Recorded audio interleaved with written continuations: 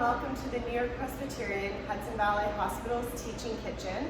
My name is Emily, and I'm going to be your chef today, demonstrating how to make a simple summer salad featuring some of the best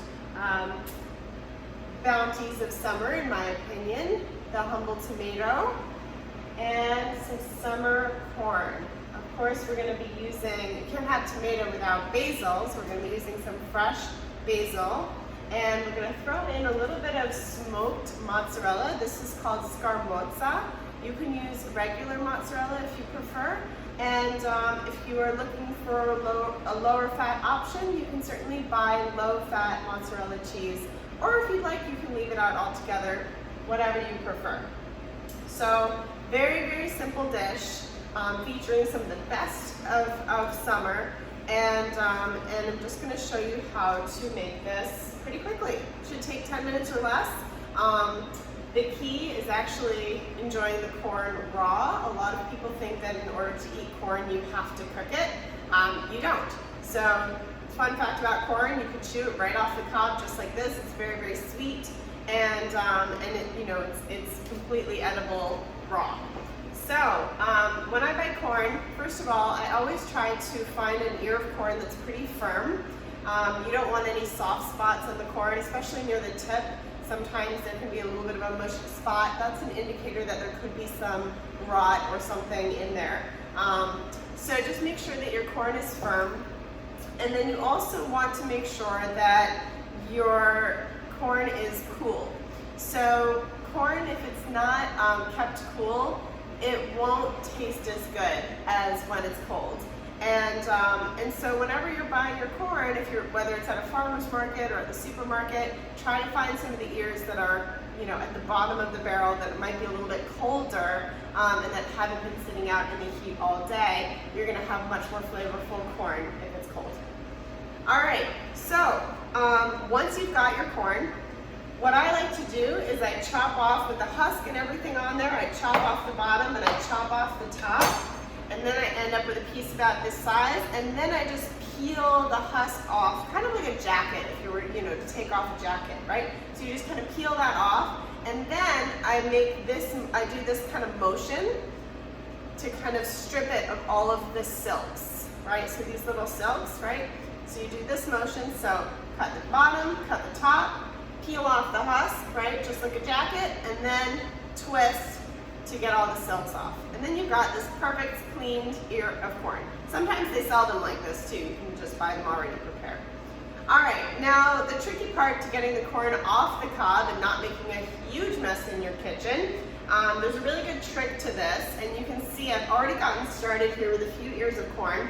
So the trick is you get a big bowl, and at the bottom of that bowl, you can see here I have a little brown paper towel, and I've soaked that paper towel in water and placed it on the bottom of the bowl.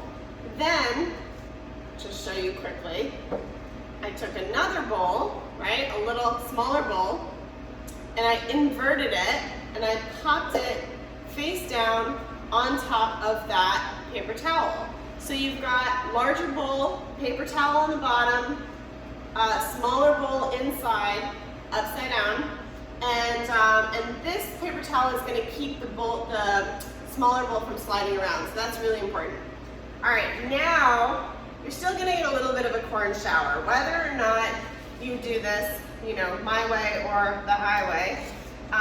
You're always going to get a little sprinkling of corn juice, so just keep that in mind. So now I'm holding this on the smaller bowl, and you can see that, and I'm using my chef's knife. You can also use a paring knife if that's what you prefer. The essential thing is that you have a sharp knife. So good sharp knife, making a claw with this finger, and I'm kind of scraping along the cob with this sawing motion all the way down, right? You don't want to cut too close to the cob because then you start to get into the fibrous part of the cob. So you just kind of scrape and saw at the same time. And then with my left hand here, I'm turning it a little bit so that my knife has access to more kernels, right? So just turn, right, scrape, twist, scrape, and you can see here, so far, not a single kernel of corn has jumped ship, right? Everything is staying right in the bowl, nice and clean. So we've got all the kernels off the cob and into the bowl. So this is a great trick if you're trying to take corn off the cob so you don't end up with corn all over your kitchen and your floor. Okay, so these corn cobs are actually extremely flavorful. If you wanted to, you could pop them in a pot with some water. So I have this pot here filled up to here with water, and I've got about 4 cobs in there. And you can bring it to a boil, then turn it down and let it simmer. So you can simmer that for about 30 minutes to an hour, and then you're gonna have this really flavorful corn stock. You can use that stock for soups, you can boil rice in it, or pasta even is really good. So you can use it in different ways. You can freeze it once it's made. It's just a nice way to kind of gather the essence of corn and save all that flavor. All right, so now we're ready for our next step. So I'm just gonna remove my little paper towel, right? This was at the bottom of the bowl, and my little helper bowl here. And now I've got a nice bowl of corn ready to make my salad in. All right, next step, we're gonna work with these little tomatoes. And I'm just gonna pop them right off the vine. Tomatoes are in season, July and August and September, so please run out and gather some tomatoes. Let's get rid of the stem. And they're very high in lycopene, which is a wonderful antioxidant that's heart protective. So if you love tomatoes, this is a great time of year to enjoy them. Working with tomatoes can be a little bit tricky because they tend to smush if you cut them with a regular knife, unless your knife is really sharp like this one. So a good tip is to use a knife with a serrated blade. So a bread knife or something that you might use, this is a serrated knife. So you can see the teeth here, the edge is not flat. This one, the edge is flat. So this is going to be really helpful to saw through the tomatoes. And these are small, so I'm just going to make a little tunnel with my hand, cut them in half, and then putting them on the flat side, I'm going to cut them into quarters, and then into quarters again. So you end up with these nice little chunks. So I'll do that a few more times for you to see. All right, tunnel through, quarter, quarter. And this should be pretty quick and easy, so it shouldn't take you too long. Tomatoes don't really like to be stored in the refrigerator. They tend to change their texture once you refrigerate them. So if you've ever, had some tomato and it had a little bit of that mealy flavor or texture to it, that's probably because it was refrigerated. So tomatoes don't like to be refrigerated. Keep them right in your fruit bowl with the rest of your fruit, unless you're not planning to use them, for a few days. I keep them on the countertop for about 3 days. They are, pretty susceptible to heat. So if it's a hot summer day, which it's usually when tomatoes are around, it is. You just want to keep an eye on them and make sure they don't start to rot. All right, here's our beautiful tomato going right in. And we're gonna have this gorgeous scamorza in here. So I'm just gonna start by slicing it. Everything is getting sliced into sort of a 1/2 inch wedge here, with big, thick slices. And then I'm gonna cut it even smaller. So again, you can use scamorza, you can use regular mozzarella, you can leave it out altogether. This is terrific just with the corn, tomato, and basil if you don't want to add the cheese. And you can see I'm kind of stacking this cheese up here to get smaller pieces, so stacking it. And with my other hand, I'm tucking those fingers, right? Making a claw. And now I have these nice thick chunks of cheese in here. This was a little bit big, I'm gonna cut it smaller. I like them kind of bite-sized and interspersed. So we'll do the same thing here, stack it up. This is a bit of a tall tower, so I'm gonna divide that in two. Sometimes if you stack something too high, it can kind of slip and tip while you're cutting it. So just keep that in mind. You don't wanna go too high with your cheese towers.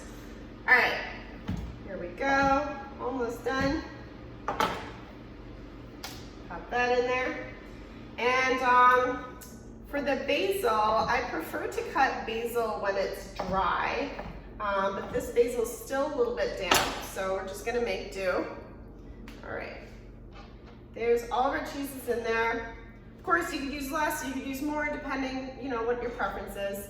And we'll get ready. I like to use a heap of basil for these, not just a few leaves, a real handful or two.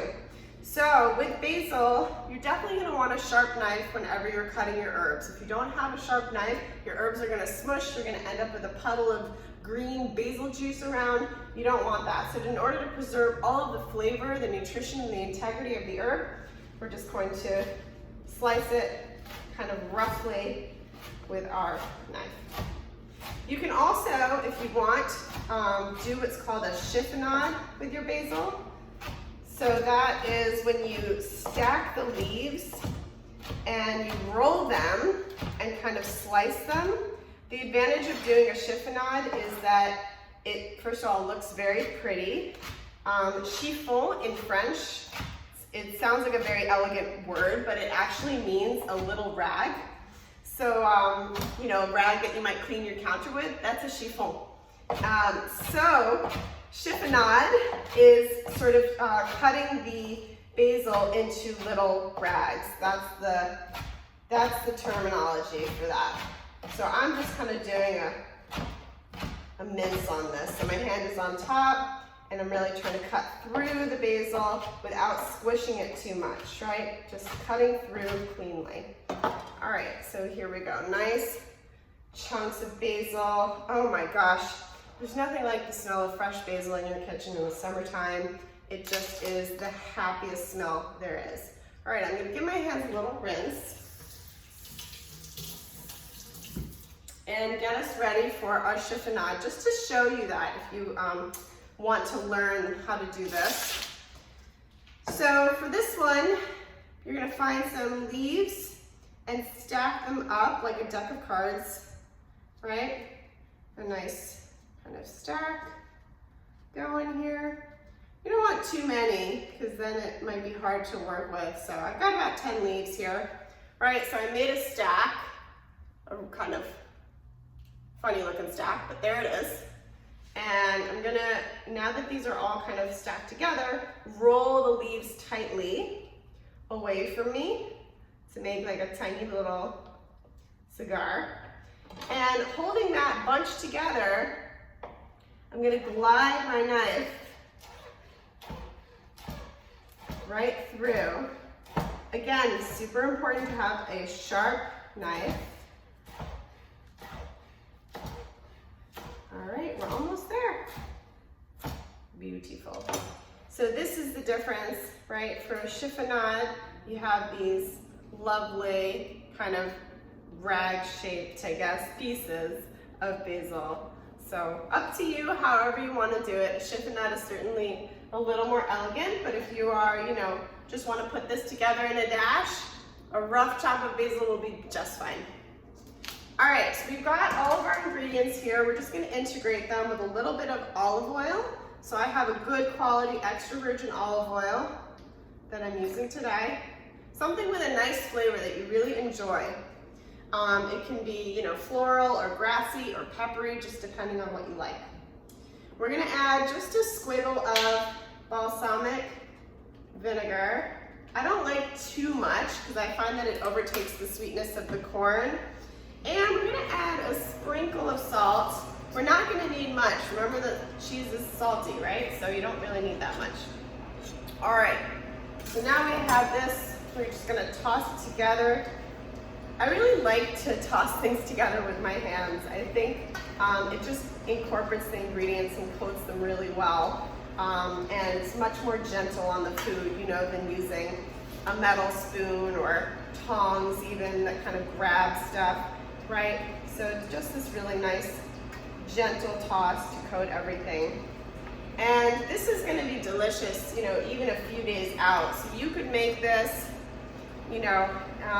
on a Sunday or when you have a little bit of time on your hands and have it for lunch for a few days. You could throw it over a bed of arugula. It's really good over some romaine. So you can kind of use it in a salad, or you can just have it on its own, which I really, really like. So Oh, got lots of basil on my hands and it smells amazing. All right, so now if you were to plate this, let's give my hands a quick rinse here to get this plate over. You could get a nice wide platter, or you could get, a big, beautiful salad bowl, like a wooden salad bowl is really nice. So I have this big plate here, and instead of just dumping everything on the plate, I kind of like to lift it and pile it. And, for a few reasons. One, I like to use my hands, and two, you can sort of get more height than if you just dumped it on the platter. So this is already looking pretty good here. Our little mozzarella mountain. It's gorgeous. All right. I could add some more, but I think that's gonna be good enough for today. All right, so there you have it. Our beautiful corn, tomato, fresh basil, and mozzarella salad. And there it is. Whoop. So I hope you give this recipe a try, and thank you so much for watching. Yeah, give it a try. Enjoy the summer bounty, and thank you again.